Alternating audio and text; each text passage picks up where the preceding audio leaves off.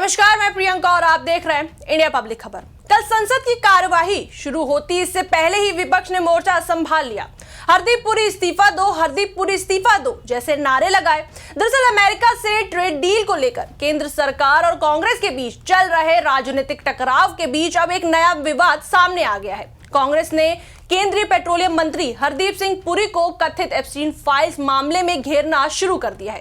Party ने संसद से लेकर सड़क तक विरोध तेज करते हुए मंत्री के इस्तीफे की मांग की। कांग्रेस का आरोप है कि पुरी का नाम जेफरी एप्स्टीन से जुड़े ईमेल में सामने आया है और इस मामले में उनकी सफाई विरोधाभासी है।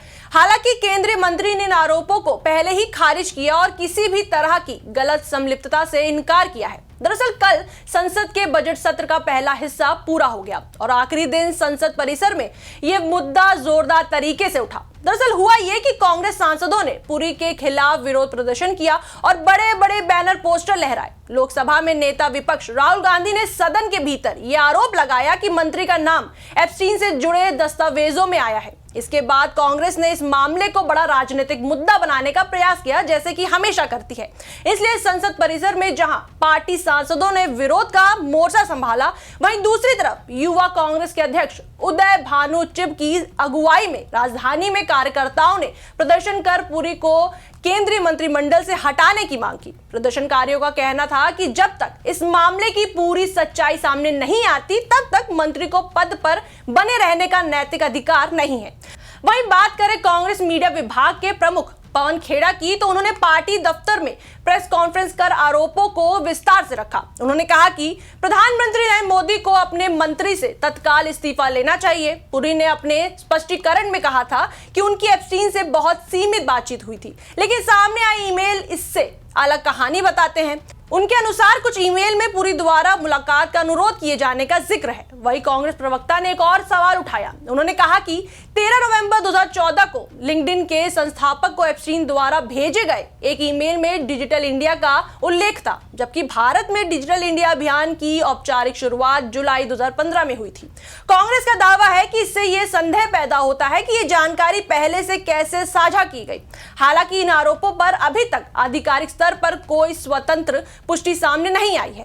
वहीं बात करें केंद्रीय मंत्री हरदीप पुरी की, तो उन्होंने पहले भी स्पष्ट किया है कि उनके खिलाफ लगाए जा रहे आरोप निराधार हैं और वे किसी भी गलत गतिविधि में शामिल नहीं रहे। वहीं यह समझना जरूरी है कि जेफरी एप्स्टीन का मामला अंतर्राष्ट्रीय स्तर पर पहले ही काफी चर्चा में रहा है। एप्स्टीन पर कई गंभीर आरोप लगे थे और अमेरिका में उसकी गिरफ्तारी के बाद यह मामला वैश्विक सुर्खियों में आया था। ऐसे में किसी भी सार्वजनिक व्यक्ति का नाम इस विवाद से जुड़ना स्वाभाविक रूप से राजनीतिक और सार्वजनिक बहस का विषय बन जाता है। लेकिन किसी भी आरोप की सच्चाई जांच और प्रमाण के आधार पर ही तय होती है। वहीं जहां एक तरफ कांग्रेस कह रही है कि जब पुरी उस समय सरकार का हिस्सा नहीं थे, तब उन्हें डिजिटल इंडिया जैसी योजना की जानकारी कैसे मिली।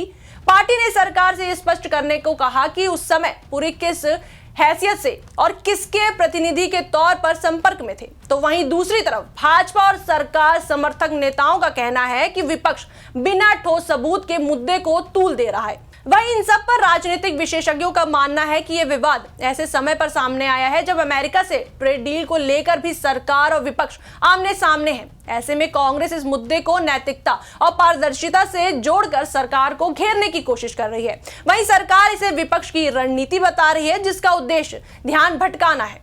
वहीं संसद में इस मुद्दे पर बहस के दौरान माहौल काफी गरमाया रहा। सत्ता पक्ष और विपक्ष के बीच तीखी नोकझोंक देखने को मिली।